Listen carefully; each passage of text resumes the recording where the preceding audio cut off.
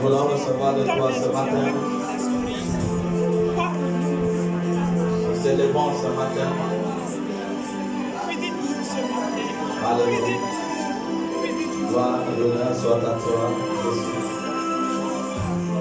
Merci pour ton amour, pour ton sacrifice à la croix. Merci pour tout ce que tu as accompli pour nous. Sois élevé, sois glorifié. Au nom de Jésus que nous avons prié. Amen. Amen. Acclamons comme vous pouvez.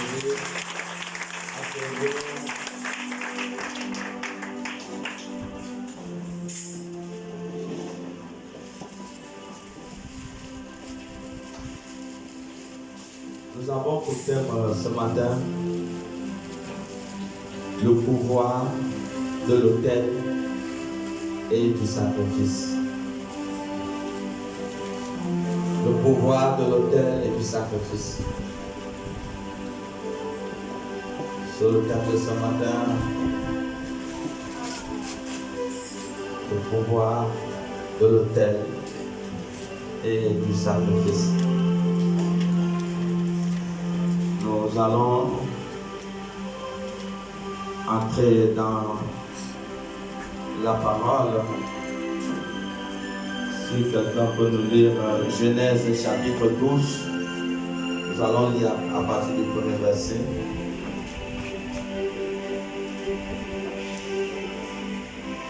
Jusqu'au verset 9.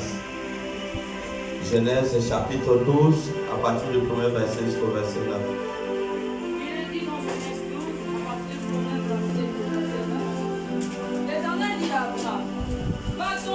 De ta patrie et de la maison de ton père, dans le pays que je te montrerai. Je ferai de toi une grande nation et je te bénirai. Je rendrai ton nom grand et tu seras une source de bénédiction. Je bénirai ceux qui te béniront et je maudirai ceux qui te maudiront. Et toutes les familles de la terre seront bénies en toi. Abraham partit comme l'Éternel lui avait dit, et l'autre partit avec lui. Abraham était âgé de 75 ans lorsqu'il sortit de Charan. Abraham prit Sarai sa femme et Lot, fils de son frère, avec tous les biens qu'il possédait et les serviteurs qu'il avait acquis à Charan.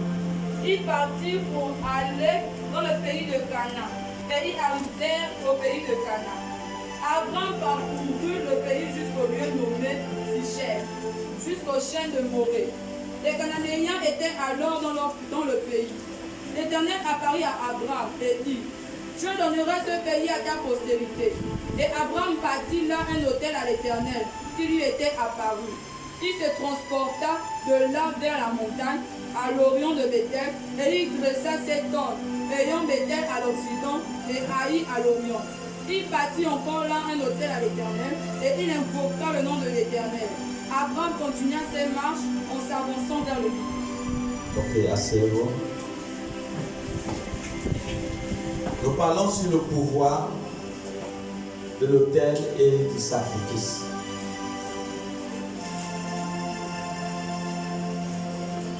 Dieu avait un plan dans la vie d'Abraham. Un grand plan.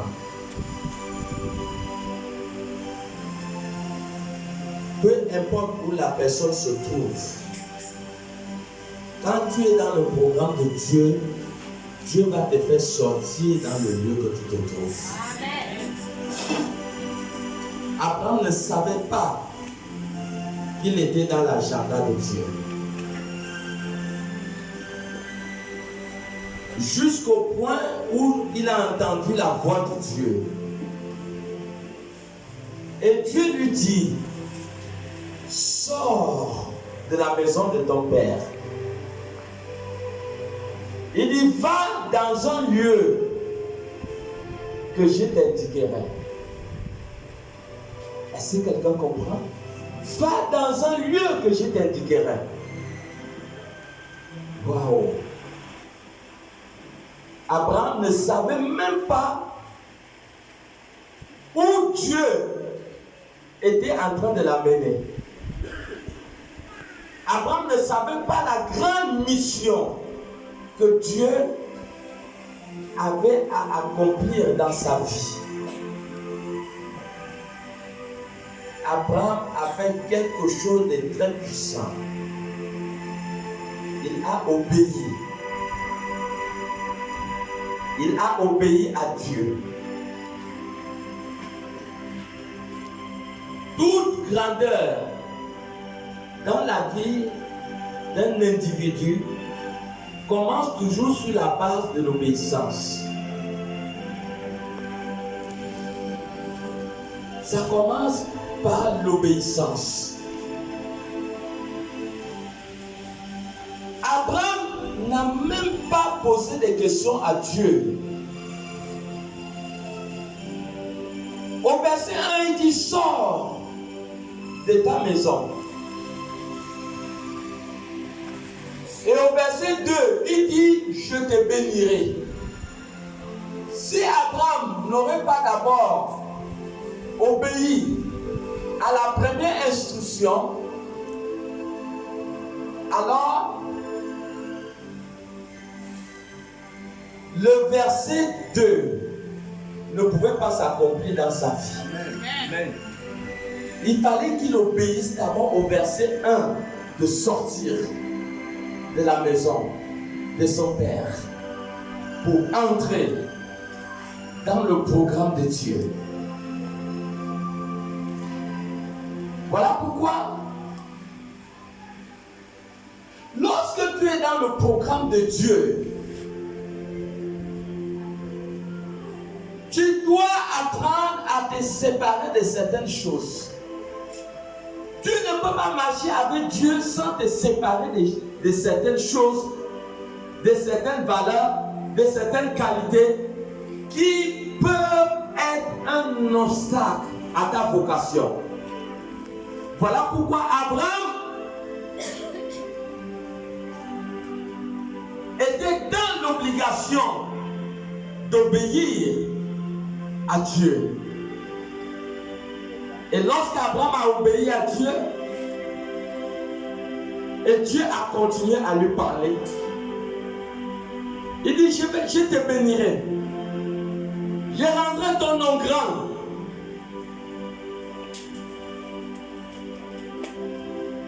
Il dit: tous ceux qui te béniront seront bénis, et tous ceux qui te maudiront seront maudits. La marche et l'obéissance à Dieu transforme et change automatiquement votre statut. Est-ce qu'il y a quelqu'un là pour dire un grand amen? Amen. Ça change votre statut. Le seul moment que Jésus s'était croisé avec cet aveugle, qu'il avait mis la boue aux yeux et que l'aveugle a commencé à voir, les gens étaient dans la confusion. Les autres disaient que est-ce que c'est lui? Et lui-même il disait que c'est bel et bien moi. C'est moi qui étais aveugle. Les gens étaient dans la confusion. Ils se sont dit: mais qu'est-ce qui s'est passé dans sa vie? Personne ne peut faire marche avec Dieu sans qu'il y ait visitation, sans qu'il y ait transformation, sans qu'il y ait l'élévation, sans qu'il y ait changement de statut. Et je sais que beaucoup de personnes dans ce lieu, ils sont sur la marque du changement de leur statut. Je sais que les gens qui avaient une autre image de toi hier, mais parce que tu t'es engagé dans la marche avec Dieu, ces personnes ne te reconnaîtront plus. Oh. Est-ce que quelqu'un comprend ce qui est dit? Je suis sous l'onction du Saint-Esprit. Et toute parole libérée dans ces lieux a une grande puissance. Je dis, Au nom de Jésus, qu'ils ne te reconnaîtront plus. Amen. Et que cela soit fait ce matin selon ton amen. Les frères de Joseph sont arrivés en Égypte. Ils ne l'ont plus reconnu. Et c'est ce que Dieu peut faire dans la vie de quelqu'un qui a reconnu sa souveraineté. Lorsque tu reconnais la souveraineté de Dieu, lorsque tu ouvres ton cœur pour marcher avec Dieu, tu verras la gloire de Dieu. Il y a un cantique qui dit que je t'ai dit que si tu crois, tu verras la gloire de Dieu. Je t'ai dit que si tu crois, tu verras la gloire de Dieu. Tu verras la gloire de Dieu. Tu verras la gloire de Dieu. Je te dis que si tu crois, tu verras la gloire de Dieu. Abraham était un homme simple, mais le fait qu'il a croisé Dieu, son histoire a changé. Oh God, est-ce qu'il y a des personnes, est-ce qu'il y a des Joseph ici? Est-ce qu'il y a des Daniel ici ce matin? Pour prendre une décision pour dire, le monde me connaîtra.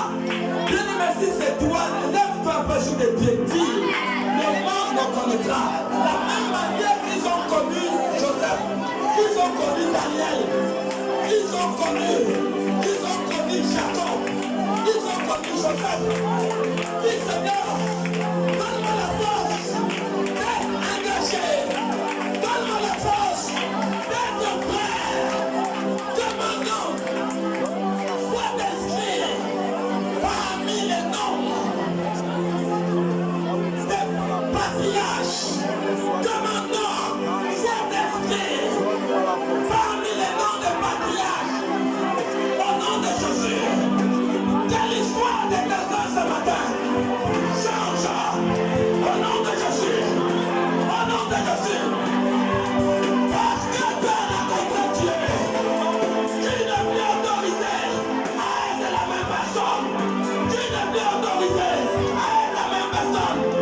Personne ne croit de Dieu et reste la même personne. Personne ne croit de Dieu et reste dans la honte. Je ne connais pas ça. C'est impossible. Tout ce qui parle, Yeshua et Mashiach. L'histoire change. Les dates changent. Les vies changent. Tu n'es pas autorisé à être la même personne. À côté de Jésus. À côté de Jésus. À côté de Jésus. Tu n'es plus autorisé.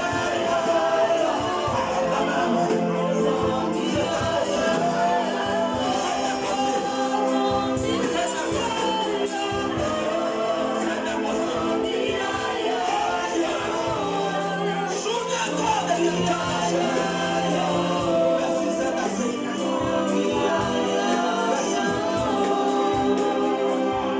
Merci Seigneur. Merci, c'est assez. Pour ton amour. Merci Seigneur pour ta grâce dans ce lieu ce matin. Au nom de Jésus. Merci. C'est bon.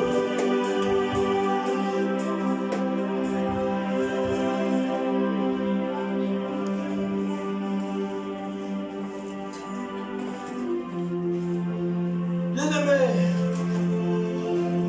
le monde ne nous donne rien. Mais c'est une puissance de marcher avec Dieu. Lorsque tu marches avec Dieu, il dit à Abraham, celui qui te maudit, la malédiction que cette personne aura ne viendra pas ton nom, ça viendra de moi-même. Quand tu marches avec Dieu, tu deviens une femme puissante. Amen. Tu deviens un homme puissant. Amen. À cause de ton engagement avec Dieu. Il est très important d'être attaché à Dieu.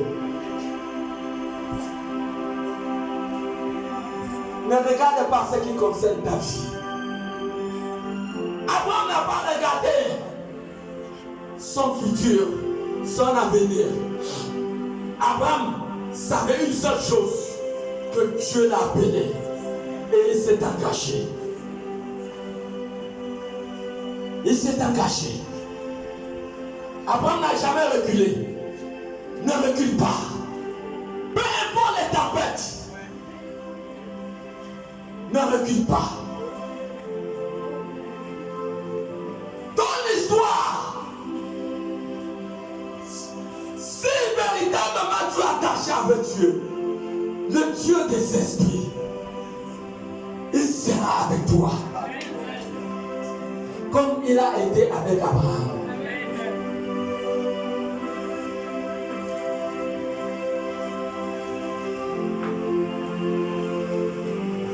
Lorsque Dieu s'est révélé à Abraham et qu'Abraham a obéi à la parole, la Bible dit qu'Abraham a bâti à Dieu un autel. Abraham a bâti à Dieu un autel. Waouh! Et j'étais en train de regarder dans le dictionnaire biblique hier le mot autel. Et le dictionnaire biblique pouvait me dire que l'autel était la principale activité du peuple juif. La principale activité dans le camp, c'était l'autel. Et voilà pourquoi vous verrez que la plupart des patriarches qui ont marché avec Dieu, lorsque Dieu les appelle, la première chose qu'ils font, ils bâtissent un autel. L'autel sur lequel ils devaient mettre les sacrifices à Dieu. Et c'est ce qu'Abraham a fait. Abraham a bâti l'autel à Dieu afin de lui offrir des sacrifices. Waouh! Abraham a montré l'amour qu'il avait pour Dieu en lui bâtissant un autel. C'était l'expression de son amour vis-à-vis de Dieu.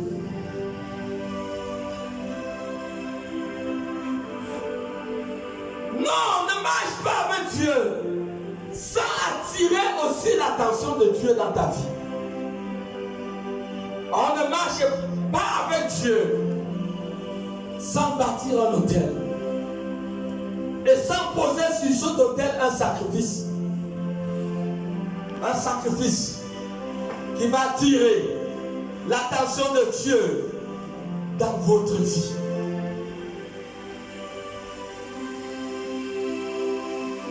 C'est ce que le peuple juif faisait. C'était un peuple qui offrait continuellement des sacrifices à Dieu.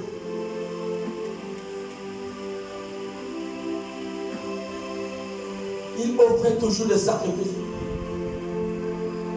Comment peux-tu être attiré par Dieu si tu ne comprends pas qu'il faut bâtir à Dieu un autel et poser le sacrifice dessus? Parler à Dieu aura un regard particulier dans ta vie.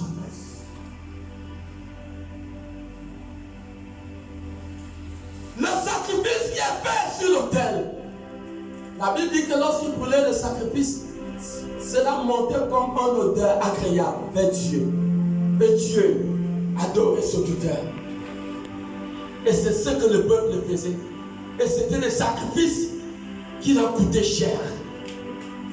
Nous voulons attirer l'attention de Dieu. Nous devons comprendre que nous ne pouvons pas marcher avec Dieu sans sacrifice. Non, c'est impossible. sans bâtir à Dieu un autel.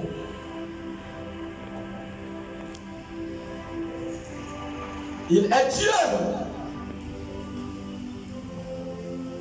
Comment montrer que tu l'aimes? Même dans les affaires du monde, un homme va aimer une femme. On n'aime pas par la bouche, mais on aime par l'action. Une femme saura que ce monsieur m'aime. À travers quoi? À travers un ensemble de choses que l'homme va donner à sa femme.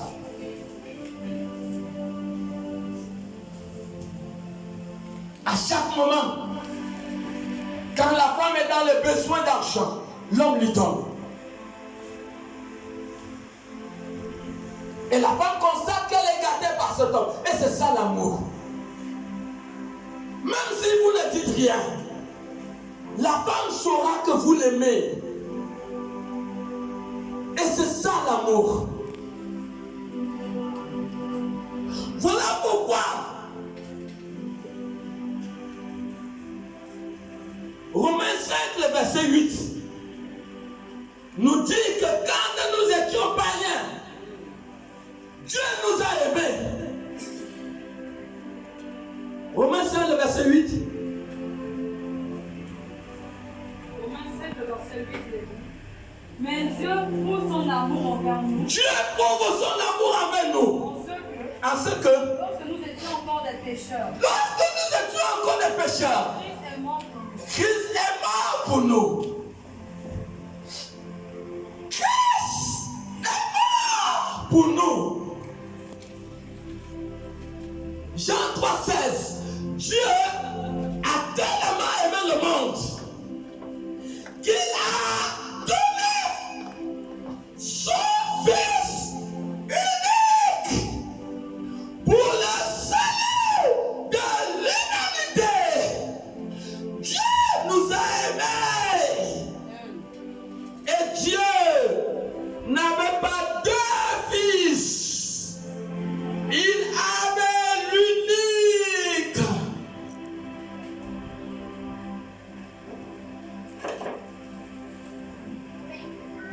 Jésus, quand Jésus va à la croix, il dit Lama lama sabatani. Lama lama sabatani.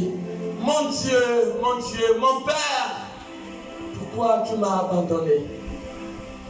Oh, Dieu l'a livré pour son amour pour nous. Dieu est le premier donateur. Dieu est le premier qui a sacrifié. Dieu a sacrifié son Fils. Dieu a montré le véritable sens de l'amour. L'amour est toujours accompagné du sacrifice. Quel Dieu que tu vas marcher avec lui en donnant ses sangs. Dimanche, tu donnes 500. L'autre dimanche, tu donnes 500. L'autre dimanche, tu donnes 500. L'autre dimanche, tu donnes 500. Donc, ça veut dire qu'en un mois, le Dieu pour toi est le Dieu de 2000. Dis à celui qui est à côté de toi, faut pas rire. Faut pas rire. Dis-lui 2000. Ton Dieu, c'est le Dieu de 2000. Ton Dieu, c'est le Dieu de 2000. Dis-lui, c'est sérieux, faut pas rire.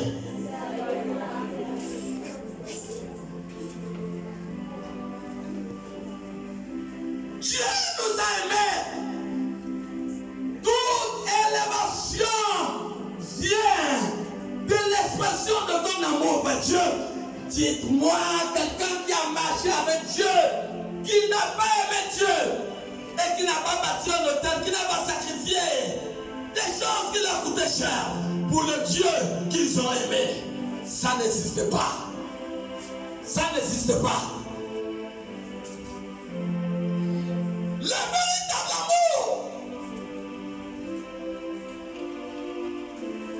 l'adoration véritable est le fait que nous devons comprendre que nous devons bâtir à Dieu l'autel. À l'époque, c'était quelque chose comme un tas, soit de pierre, et qu'on mettait l'agneau dessus. Mais aujourd'hui, l'autel est bâti. Ce n'est pas un gold qu'on fait le sacrifice, c'est à Dieu. C'est à Dieu.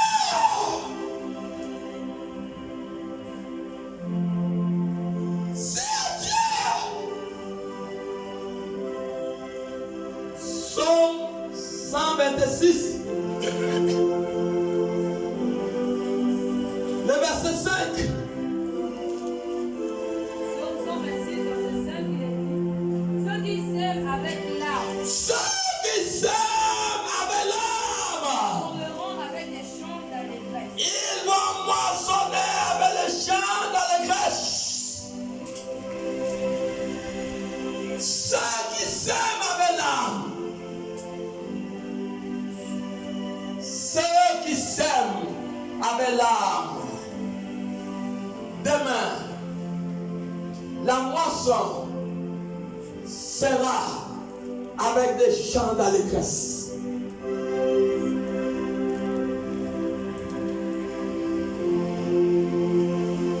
Montrons l'amour que nous avons pour Dieu. Comme les patriarches l'ont fait.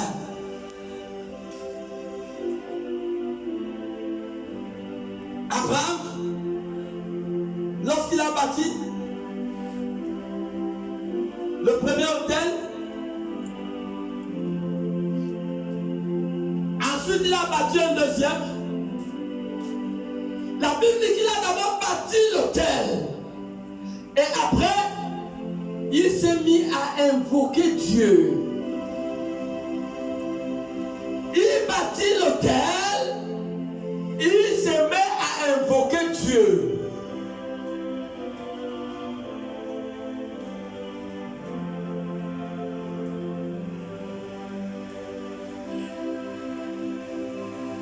C'est un moyen puissant pour exprimer l'amour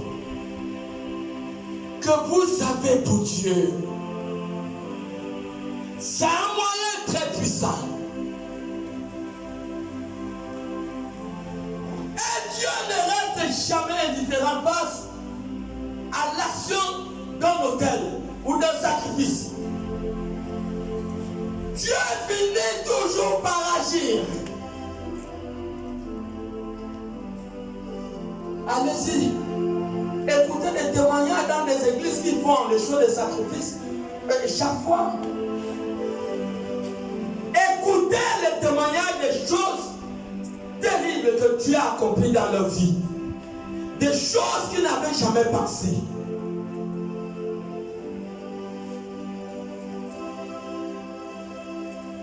Le sacrifice n'est pas en termes de quantité, mais en termes de ce qui te coûte. Ce qui te coûte.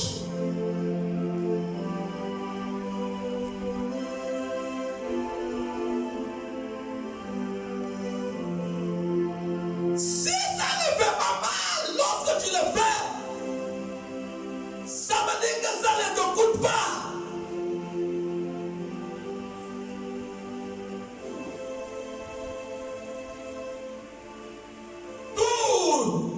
Ceux qui ont marché avec Dieu, marcher avec Dieu, avec les sacrifices. C'est ce que Noé a fait dans Genèse 8, le verset 20. Lorsque Noé est sorti de l'arche, Noé a été reconnaissant vis-à-vis de Dieu. La Bible dit que toute la terre avait péri, tout ce qui avait souffle de vie. Et Noé a bâti à Dieu l'autel. Genèse 8, le verset 20. Il est dit, Noé bâtit un autel à l'Éternel. Même Noé aussi a bâti l'autel à l'Éternel. Il prit de toutes les bêtes pures Toutes les bêtes pures et de tous les oiseaux. et tous les oiseaux, oui. Et il offrit des holocaustes sur l'autel. Il offrit des sacrifices sur l'autel.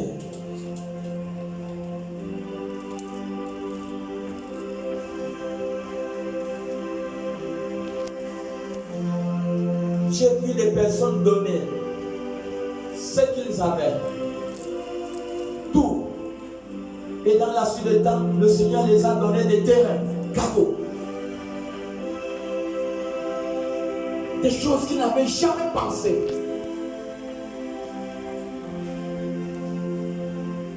Noé aussi, lorsque Noé est sorti de l'arche,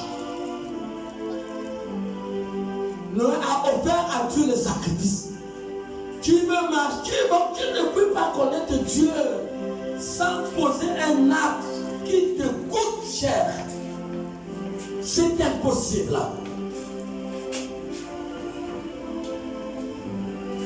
Nous tous que vous voyez là, nous avons fait des sacrifices.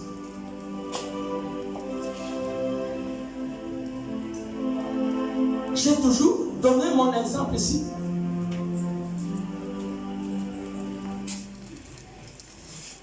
Déjà pour payer d'abord toutes les chaises rouges là. L'argent qui est sorti de ma poche, c'est presque 1 million.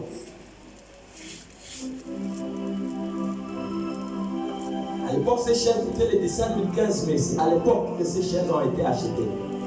14 000. N'est-ce pas un sacrifice?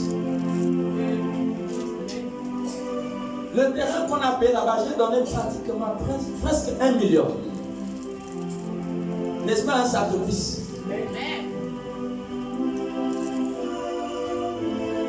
J'ai donné une voiture à Dieu. Une Mitsubishi Lancer. Un dimanche, je suis arrivé, j'ai gardé la voiture. J'ai pris la clé et la carte grise. J'ai donné à Dieu. N'est-ce pas un sacrifice? Amen. Mon Dieu. Pourquoi Dieu va permettre qu'on me lance un missile nocturne et que ça puisse me tuer?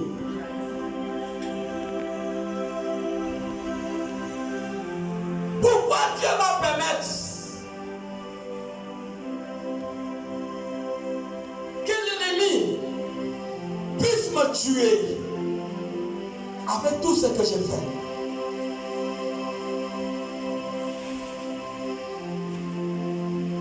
Vous ne pouvez pas toucher Dieu sans faire un acte qui vous coûte cher. Voilà pourquoi Dieu lui-même savait qu'on ne pouvait pas sauver l'humanité si ce n'est qu'au prix du sacrifice de son fils.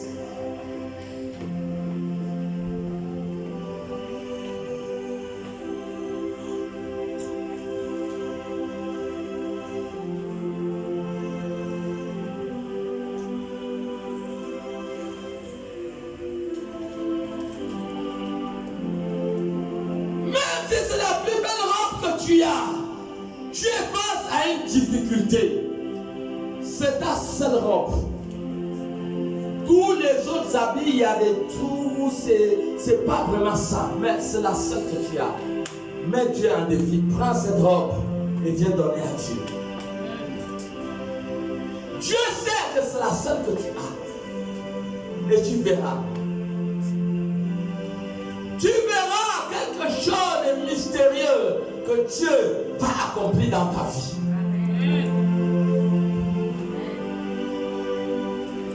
J'ai vu des personnes mettre Dieu en défi pour obtenir les examens.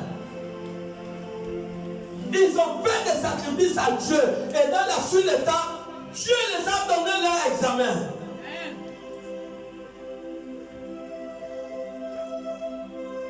Pour toucher Dieu, il est très important de comprendre qu'à certains moments, il faut poser l'action. Poser l'action.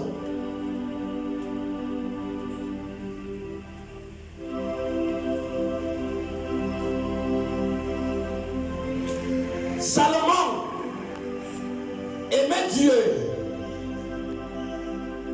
C'est ce que la Bible dit.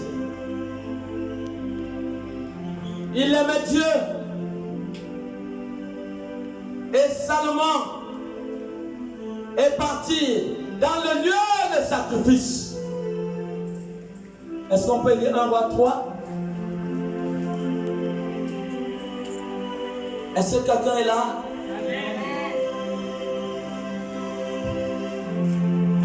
Vous allez voir que Salomon aimait Dieu.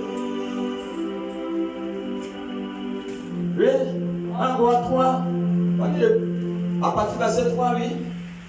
À partir du verset 3, il est dit Salomon aimait l'Éternel. Salomon aimait l'Éternel. Et suivait les coutumes de David. Suivait les coutumes de David, son père. Salomon s'était sur les hauts lieux. C'était sur les hauts lieux. Il offrait des sacrifices et des parfums. Il a offert des sacrifices et des parfums à Dieu. Le roi se rendit à Gabaon. Le roi s'est rendu à Gabaon. Puis sacrifié.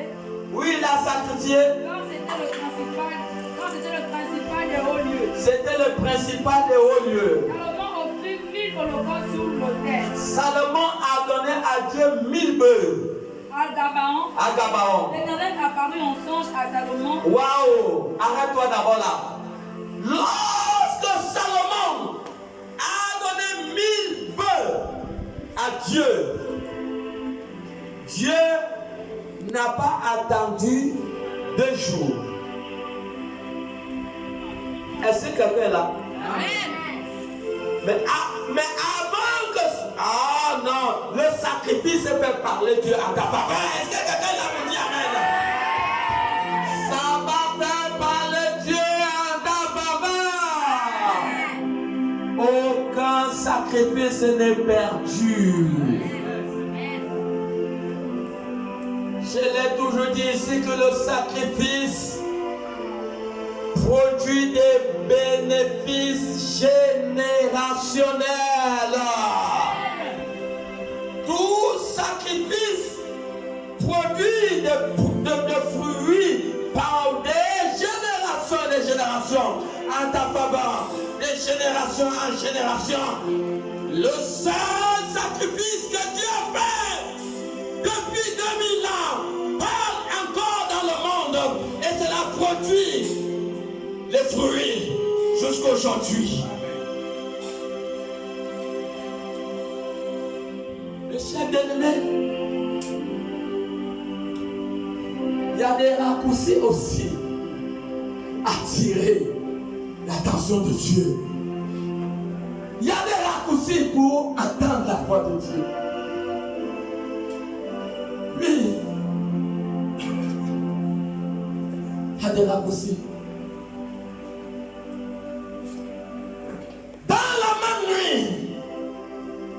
Ce n'est pas demain.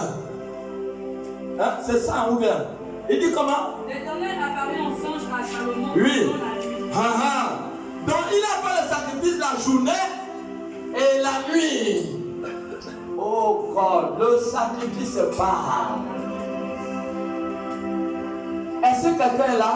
Amen. Mais quel Dieu tu vas marcher avec lui sans éprouver l'amour que tu as pour ce Dieu? Ça n'existe pas. La même manière que nos visages sont différents, la même manière chacun a un défi. Un défi. Le sacrifice a le pouvoir de résoudre presque tout problème de la vie. Tout problème qui fait face aux hommes. Le sacrifice a ce pouvoir. Dans la nuit, Dieu est venu lui parler. Oh, qu'il est bon d'entendre la voix de Dieu. Il est bon d'entendre la voix de Dieu. Et Dieu vient lui dire: mon fils Salomon, j'ai vu l'expression de ton amour. Maintenant, qu'est-ce que tu veux que je fasse pour toi? Coach! Le sacrifice ce n'est pas la quantité. Est-ce que quelqu'un comprend? Amen. La veuve, elle avait combien d'argent? Elle avait 3 pièces d'argent. Le jour-là, il y avait beaucoup qui avaient mis dans la corbeille, non? Mais le ciel a localisé une femme qui a mis une seule pièce. Et le ciel a vu que c'est tout qui lui restait. Et jusqu'à la fin du monde, on en parlera de l'acte de cette femme. Parce que pour elle, c'était un sacrifice qu'elle a fait le jour-là. Parce que quand elle est rentrée, elle ne savait pas ce qu'elle devait manger à la maison. Étant donné que le sacrifice parle, je sais que Jésus a accompli des miracles dans la vie de cette femme. Mon ami, ne marche pas avec Dieu sans poser l'acte qui te coûte cher. Quelle est la tempête qui fait face à ta vie? Quelle est la situation qui fait face à ta vie? Oui, l'autel aussi parle. Ça parle. Ça parle. L'autel fait parler le ciel. L'autel fait parler le ciel. L'autel fait parler Dieu. Est-ce qu'on se souvient de cette histoire dans la vie de David? Dans 1 Chronique 21, lorsque David a fait le dénombrement, la Bible dit que cela ne plut pas à Dieu. Alors Dieu a commencé à frapper le peuple de la peste. Le peuple a commencé à mourir. Et Dieu dit à David, plutôt, David dit à Dieu, Seigneur, c'est moi qui ai péché. Mais aie de miséricorde vis-à-vis de ce peuple. Et l'ange va dire à Dieu, va dire à David, bâtis à l'Éternel un autel. Waouh! C'est hier que j'ai compris que avant, donc lorsque quelqu'un a offensé Dieu, dans l'autel ou le sacrifice que quelqu'un pourra faire, pourra apaiser le corps de Dieu, pourra attirer la faveur de Dieu, la miséricorde de Dieu. Si une famille a offensé Dieu, si un individu a offensé Dieu, oui, à travers l'autel, c'est ce qui s'est passé en Chronique 21, le verset 18.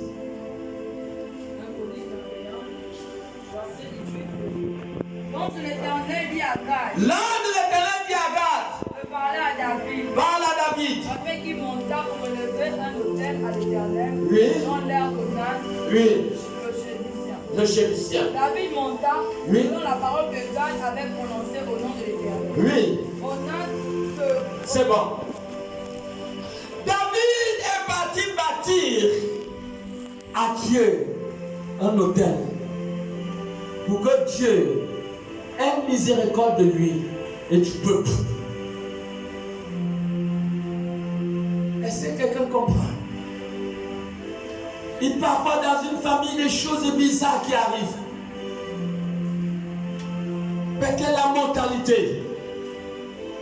Peut-être une pleine de sorcellerie. et que la famille est déjà fatiguée. Quelle famille?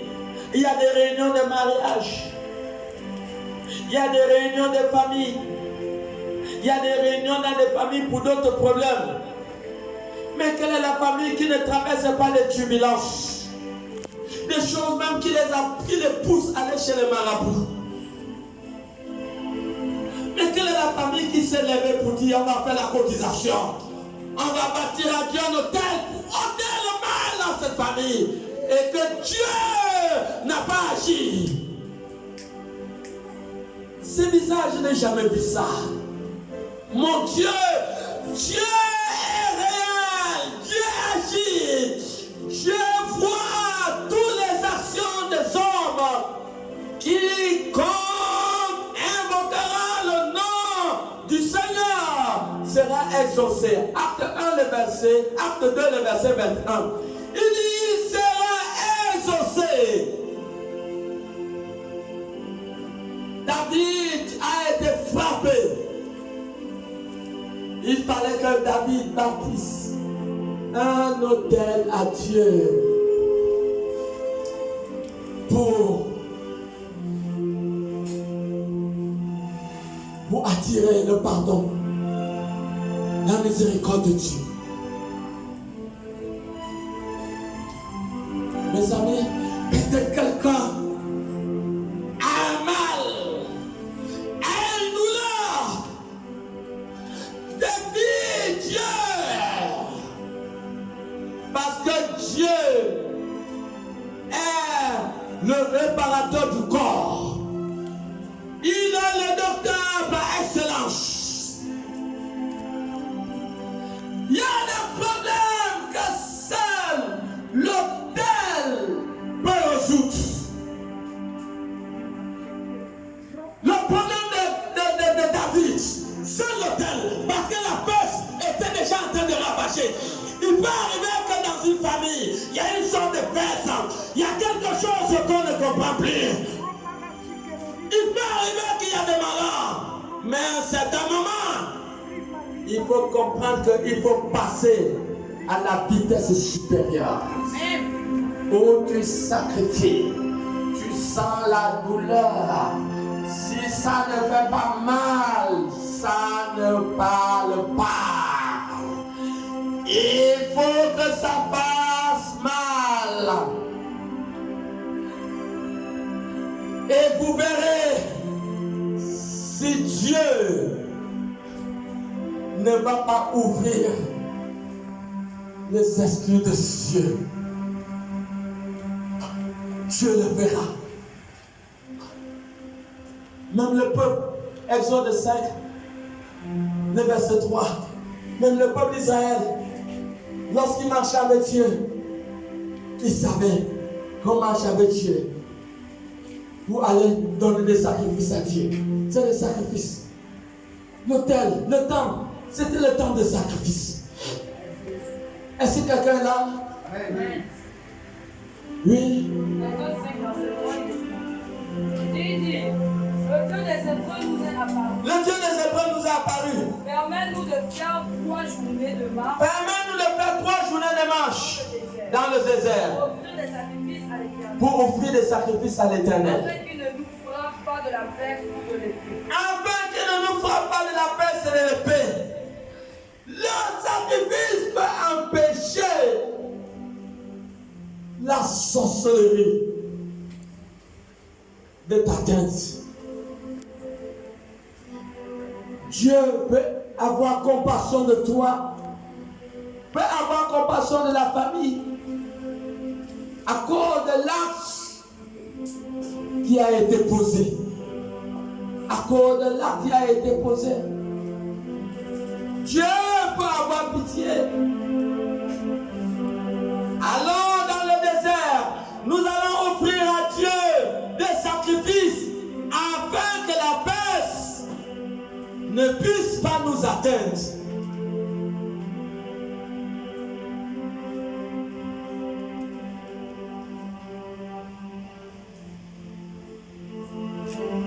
Un jour, une sœur qui n'avait pas de travail pleurait. Elle a dit à Dieu, Seigneur, si tu me donnes le travail, mon premier salaire, je vais venir te le donner. Dieu a dit dans les SMS, c'est les paroles. Je sais que tu es sérieuse. Je sais que si je te donne le travail, tu vas accomplir ce que tu dis. Je vous assure, la fille là, le Saint-Esprit est témoin. Elle ne priait pas dans notre église. Elle priait dans une autre église. Elle est venue avec son premier salaire. Elle est venue, elle a témoigné. Elle a déposé son salaire, elle est partie. Et quand elle témoignait à l'église, à l'époque nous étions au PK8. Quand elle témoignait à l'église, elle disait qu'elle a fait encore notre vœu à Dieu. Elle a dit à Dieu que si Dieu le donne encore un autre travail plus puissant que le premier salaire, elle va le lui donner. Vous voyez? Une fille qu'on ne connaissait, on ne savait pas, on n'a même pas demandé où elle prie. Un dimanche comme ça, elle est venue et elle a dit qu'elle voulait témoigner. Et on l'a donné le micro, après avoir témoigné, elle a pris l'enveloppe, elle a mis dans la corbeille et après, ni vu ni connu, elle est partie. Qui a besoin? Regardons un peu l'histoire de Anne. Dieu a vu la sincérité de Anne. Dieu savait que Anne ne va pas lui jouer. C'est vrai ou c'est faux? Ouais. Parce que quand Dieu regarde la tête de certains gens qui prient, il dit, lui là, c'est faux. Il sait que tu vas lui rouler si tu ouvres la porte. Alléluia! Dieu, celui qui a côté de toi, soit prêt avec Dieu. Pour qu'il t'ouvre les portes. Quand Dieu voit la tête de certaines personnes, il dit, lui là, il ne sait pas que c'est moi qui l'ai créé. Si je te donne le travail, tu vas m'abandonner. Je ne te donne pas. Alléluia. Quand vous voyez, vous demandez le travail à Dieu, il arrive qu'il nous voit la porte parce que Dieu craint que si tu te donnes le travail, tu vas l'abandonner. Voilà pourquoi certaines fois,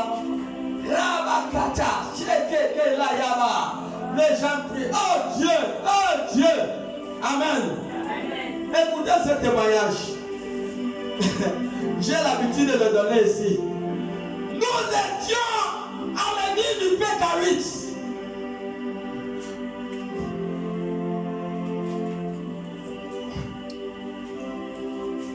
Nous étions partis à l'évangélisation. Nous avons trouvé un garçon qui travaillait à Jettement au Vendo. Il était bien placé à Jettement au Vendo. Il gagnait une affaire de plus de 300 000 ou 400 000 comme ça. Mais il avait fait la bagarre avec le patron. Et la société lui a chassé. On lui a enlevé du travail. Quand on l'a enlevé du travail, il a fait des années. Il a vendu tout ce qu'il avait parce qu'il n'avait plus à payer la maison. Jusqu'à elle est venue habiter chez sa soeur. Il dormait dans la chambre de sa soeur, une petite chambre, en bas même l'eau. En bas de la chambre, il y avait même l'eau. C'est là qu'il dormait. Le gars était réduit à rien et à la pauvreté. Pendant que nous entrions dans cette maison, nous l'avons évangélisé. Le garçon est venu à l'église. Le garçon persévérait à l'église. Alléluia. Il était fidèle. Quelqu'un dit fidèle. Yes. Alléluia. Le gars était fidèle, frère. Il était le premier qui arrivait à l'église.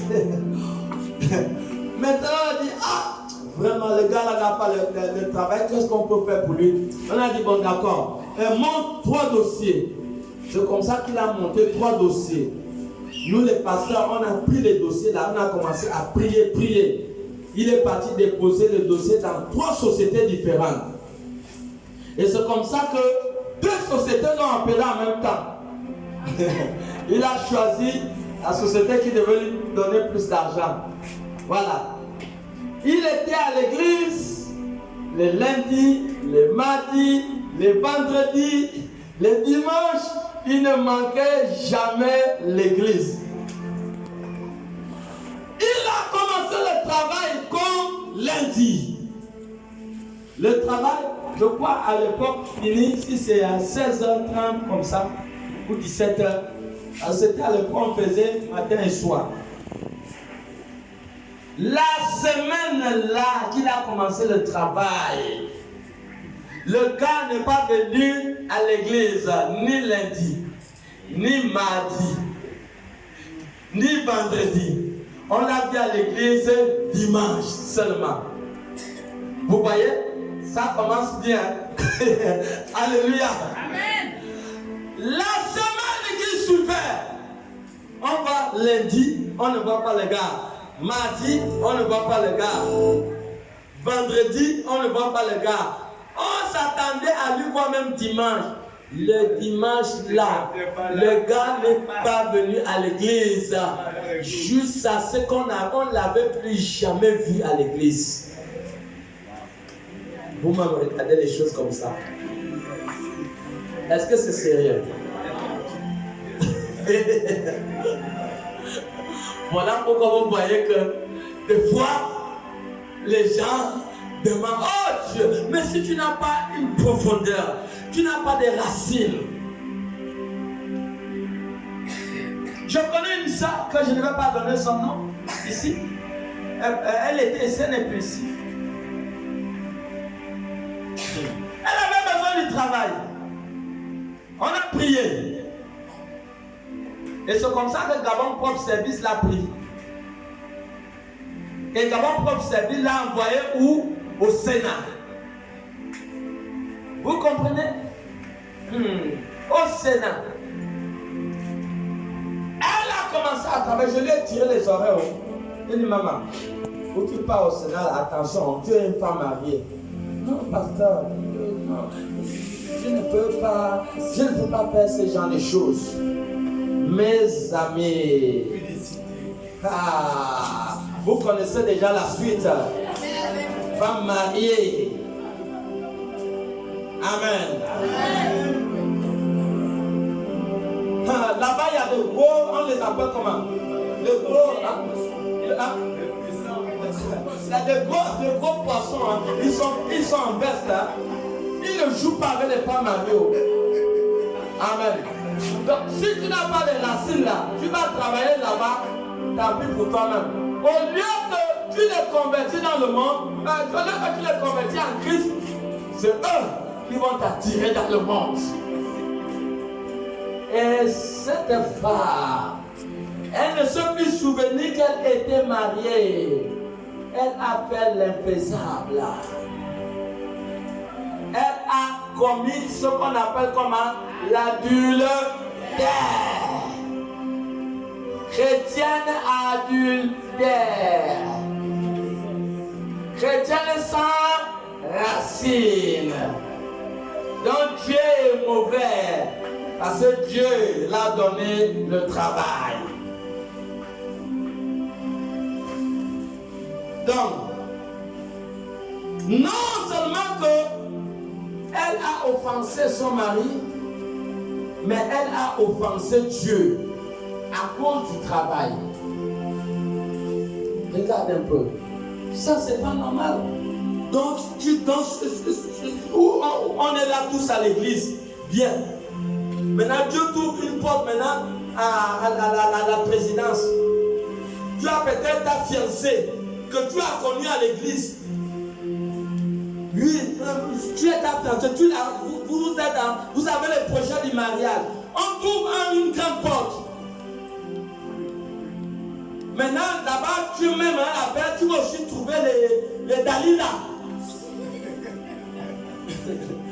Tu vas trouver les Dalila. Quand il te regarde comme ça, tu tombes sans glisser. Et tu vas oublier celle qui souffre avec toi là-bas. Pourquoi? Parce qu'il n'y a pas de racines. Il n'y a pas de racines. Dis à celui qui est à côté de toi, il faut avoir les racines.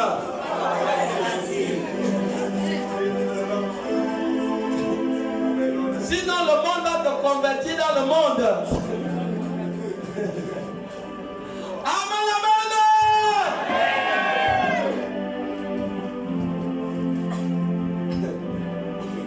Voilà pourquoi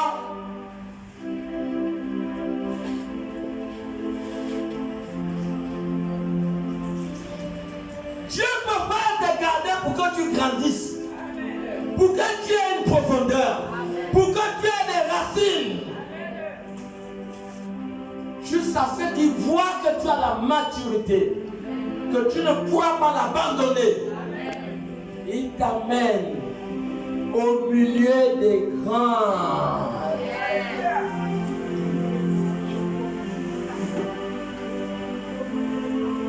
Si Dieu savait que Joseph pouvait le trahir, Dieu devait l'esquiver la maison de Potiphar.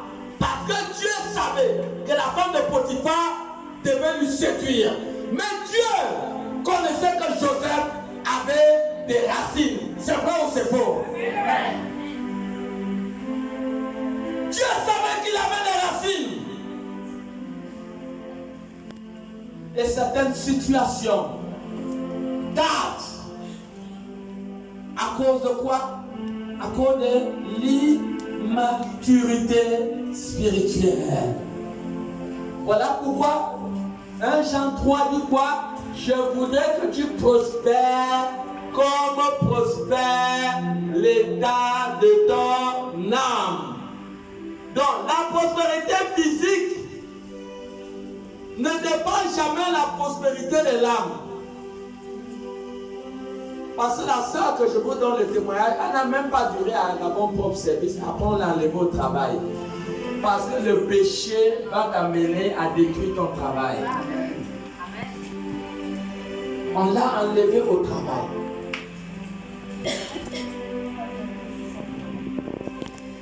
La prospérité de l'homme évolue avec la prospérité matérielle.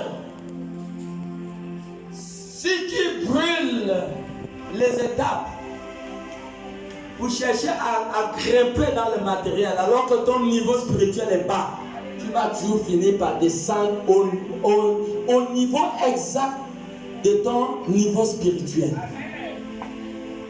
Et c'est ce qui fait l'une des raisons de la pauvreté dans la vie de plusieurs personnes.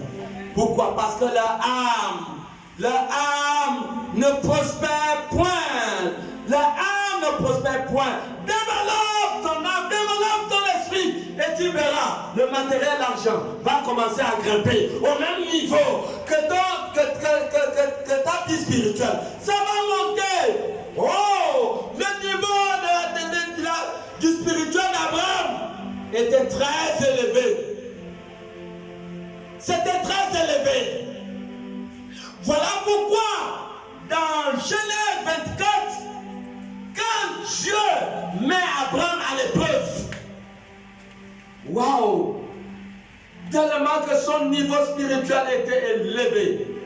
Et vous verrez que tous ceux qui sont un peu bébés spirituels, ils ne font pas le sacrifice. Ils sont durs. Et cela cause des obstacles dans leur évolution. Vous savez, il y a des choses que tu peux chercher pendant 20 ans dans la vie, mais que Dieu peut te donner en un jour.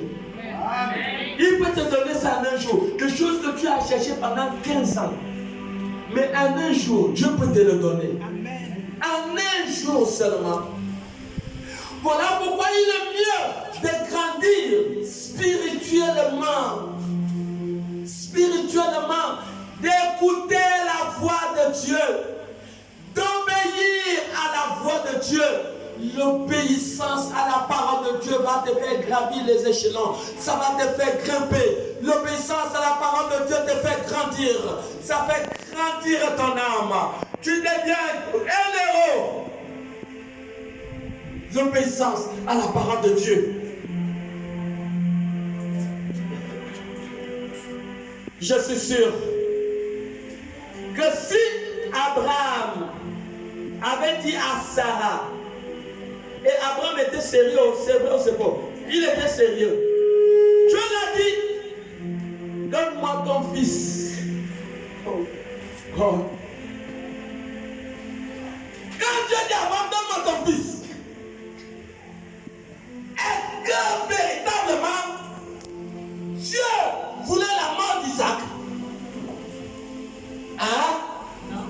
Dieu ne voulait pas la mort d'Isaac. Dieu voulait ressortir quoi dans la vie d'Abraham? Dieu voulait voir quoi dans la vie d'Abraham? Dieu voulait voir d'abord l'obéissance.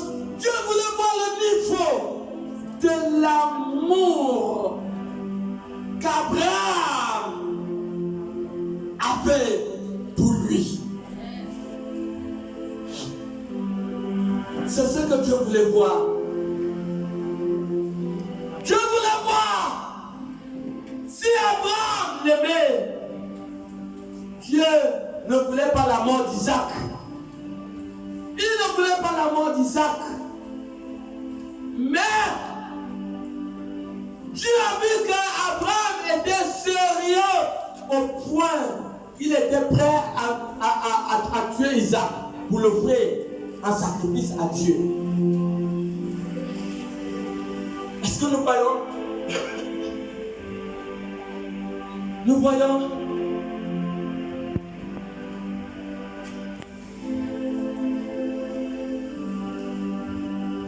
dans la logique ce que Dieu veut voir.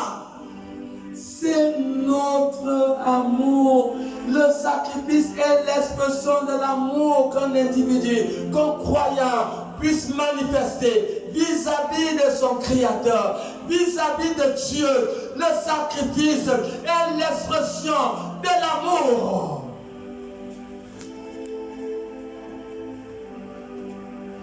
Le sacrifice est l'expression de la crainte, du respect que tu as pour Dieu, de l'amour que tu as pour Dieu.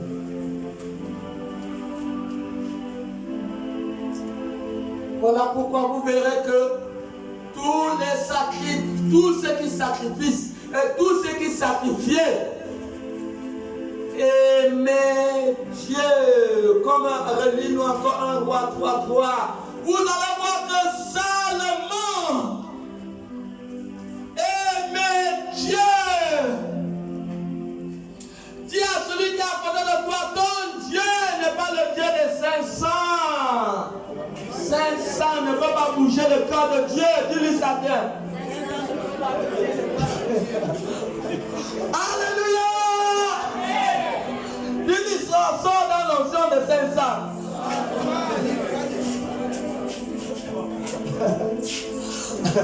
Alléluia. Les chrétiens de l'Empire central ont l'onction de combien? 500. Amen, amen. Dis Afrique centrale, sort de l'onction de 500. Afrique centrale, sort de l'onction de 500. Même je suis allé au Cameroun, je regarde dans la corbeille que les 500, je dis mais l'appel là-dessus au Gabon, les 500 dans la corbeille. Je dis encore au Cameroun, les 500 dans la corbeille. Alléluia. Amen, amen.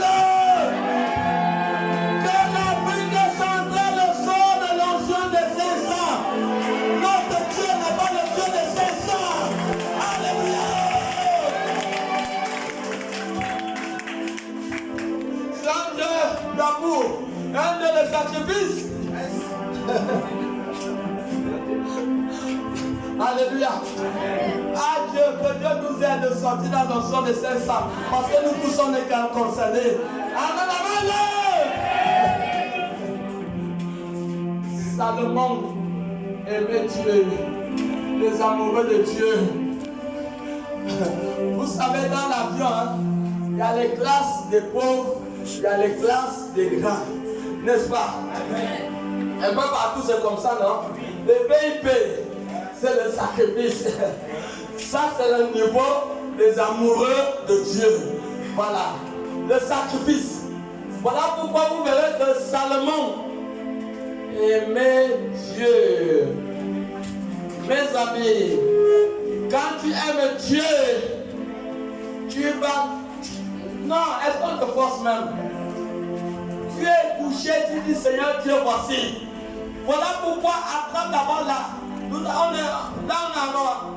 allez voir ce que les apôtres faisaient. Acte 2, le verset 44 à 45. Vous allez voir. Ils avaient le même esprit.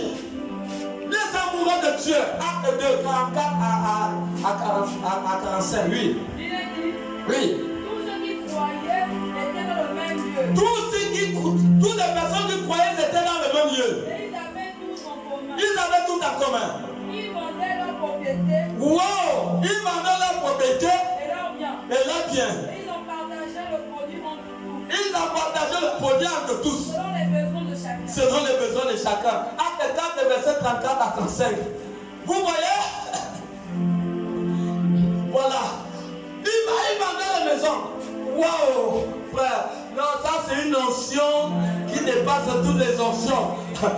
Acte 4, 34 à 35, oui. Il est dit, Oui.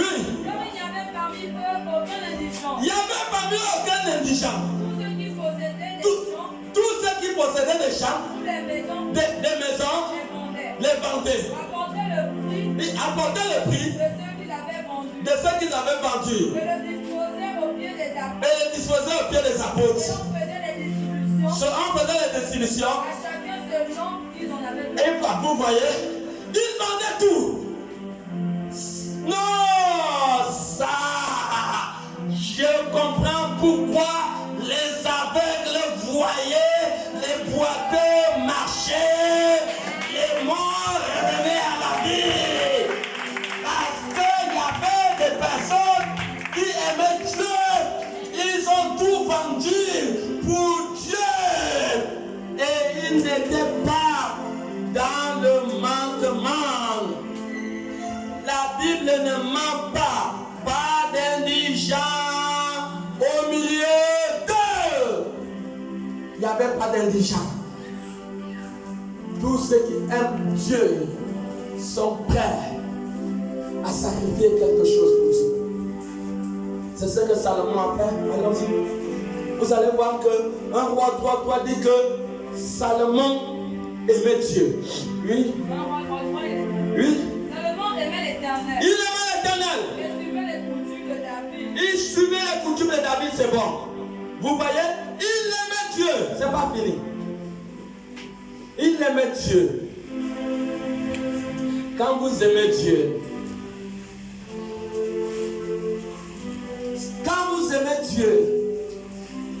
vous perdez votre priorité. Ce n'est plus vous, c'est Dieu. C'est Dieu.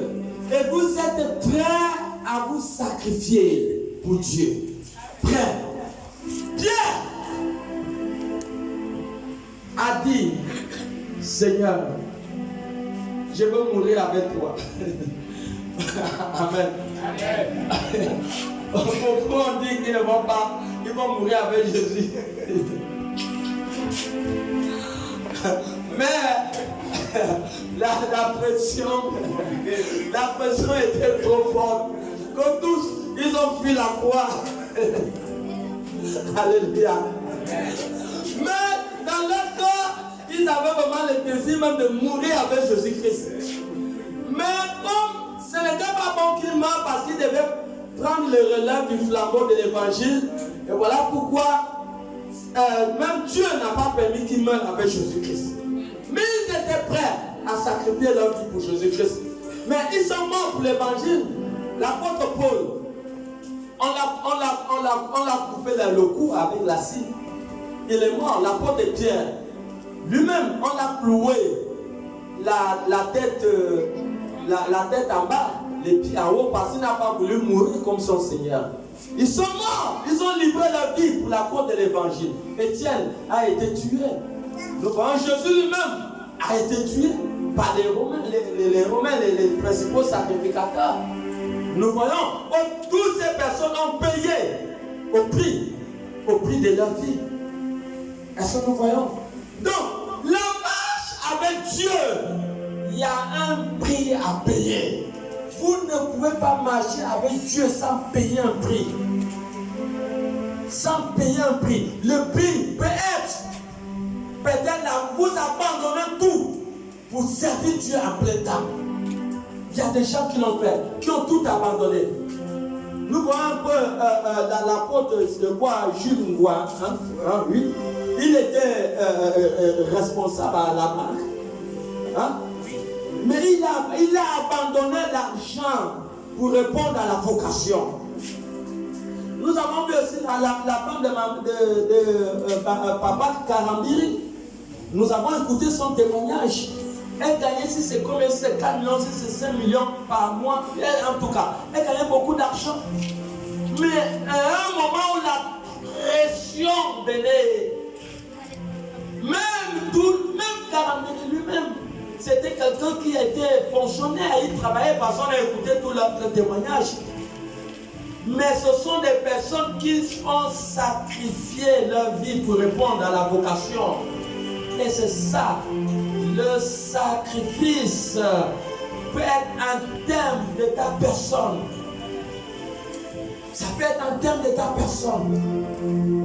Pour répondre à l'appel, répondre à la vocation de Dieu, il y a quelque chose de cher que tu dois perdre. Quelque chose de cher. Jésus est clair. Il dit, celui qui conservera sa vie, la fera comment? La perdra, Jean 12, 25. Celui qui conserve sa vie, la fera comment? La perdra. Vous voyez donc, vous ne devez pas conserver votre vie.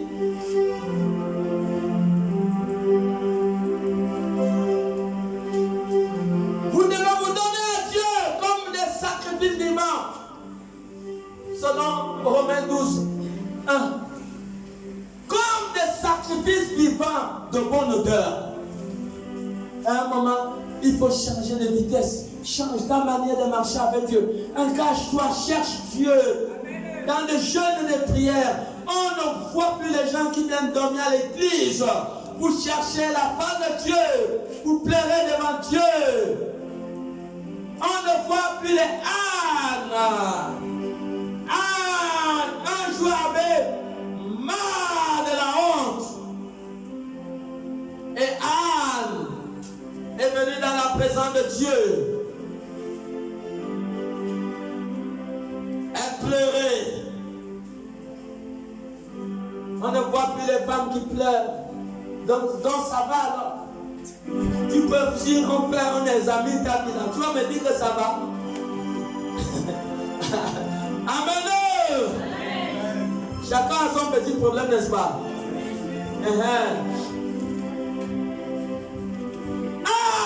Est venu pleurer dans la présence de Dieu.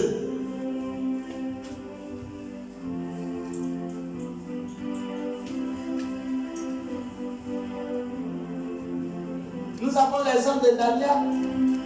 Quand sa sœur était malade, les deux là, ils sont venus pleurer à chaudes larmes ici. Est-ce que vous pouvez vous mettre debout? Elles sont venues pleurer à chaudes larmes ici. Pleurer. À haute voix, on les entendait. C'est comme s'il y avait un tel ici. C'est sa soeur derrière là-bas qui était malade, hospitalisée, dangereusement malade. Et Dieu a exaucé la prière de ces deux filles. Est-ce qu'on peut acclamer pour le Seigneur? C'est tout. Qu'il faut invoquer Dieu. Quiconque invoquera le nom du Seigneur sera exaucé. Donc tout va bien. Tout va bien. Mais la chrétienté, c'est pas seulement. Il y a un moment, il faut monter volonté ne reste pas la même personne. Dieu ne t'a pas appelé à rester la même personne. Non. Cherche la part de Dieu. Gravis les échelons. Tu dois grandir spirituellement. Tu dois sortir de l'étape avant et grandir. Et atteindre l'étape du Fils. En cherchant Dieu. Cherche Dieu. Cherche Dieu.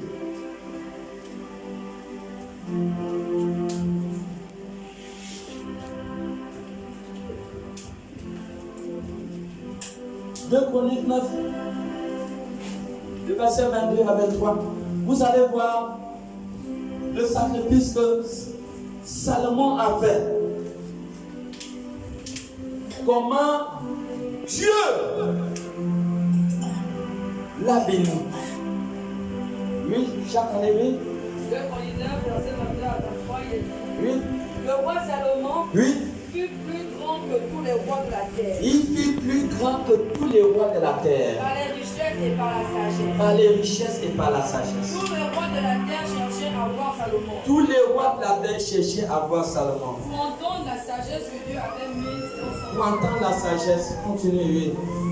Et chacun d'eux apportait son présent, Chacun d'eux apportait son présent. des objets d'argent Des objets d'argent, et des objets d'or, des objets d'or, des vêtements, des vêtements, des armes,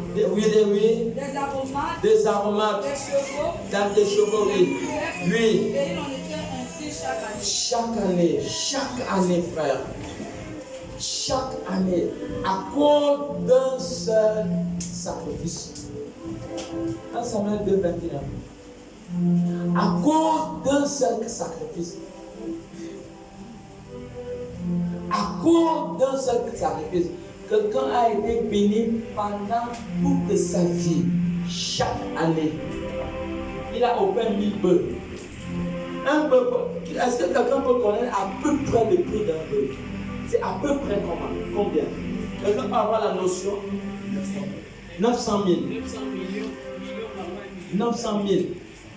Hein? Donc le bœuf coûte à peu près 1 million. Donc Salomon a offert 1000 bœufs. Hein? Donc ça fait combien?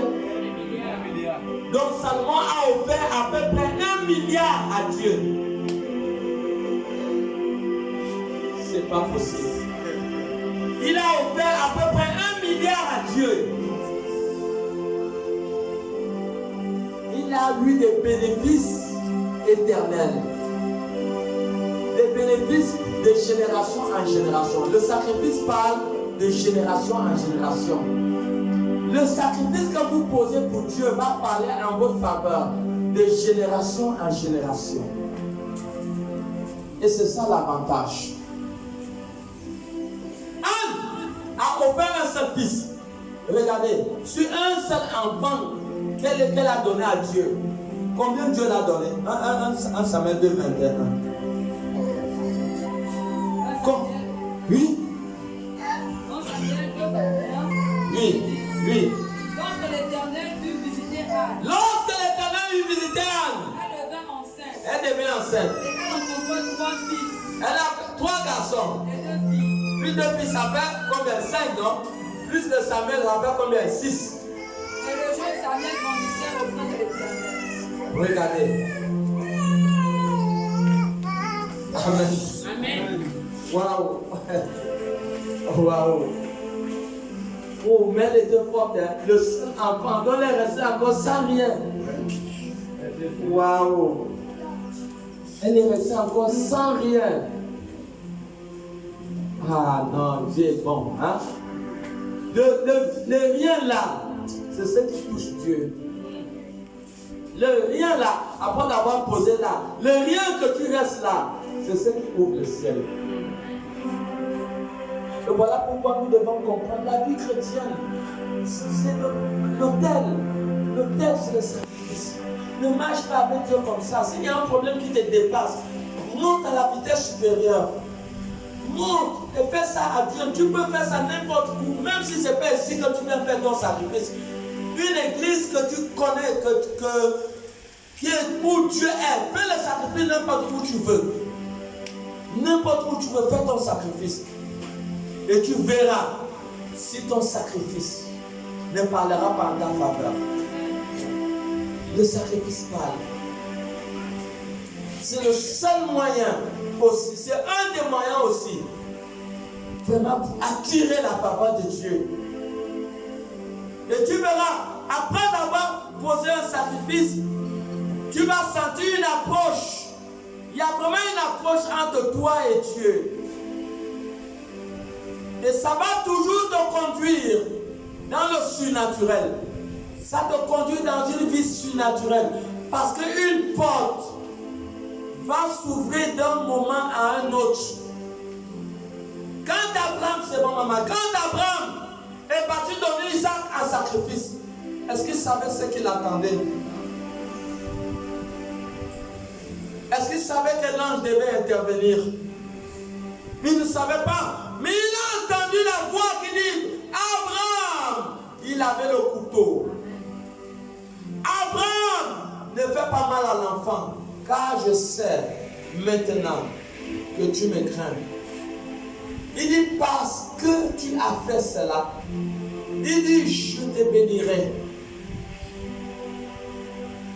Il dit tu seras une source de bénédiction. Deutéronome, c'est Deutéronome. Il dit tu seras une source de bénédiction.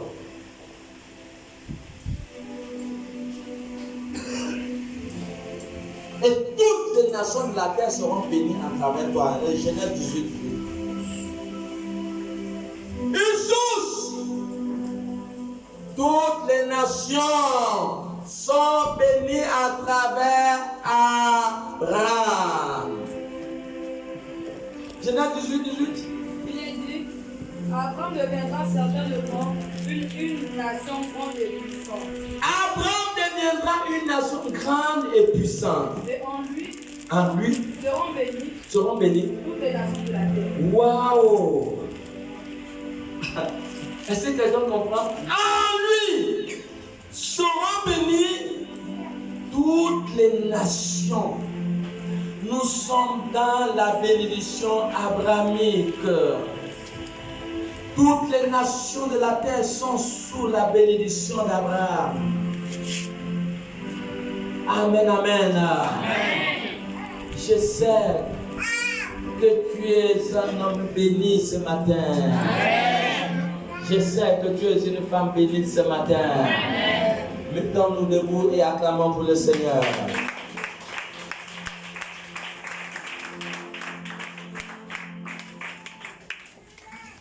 Nous allons prier.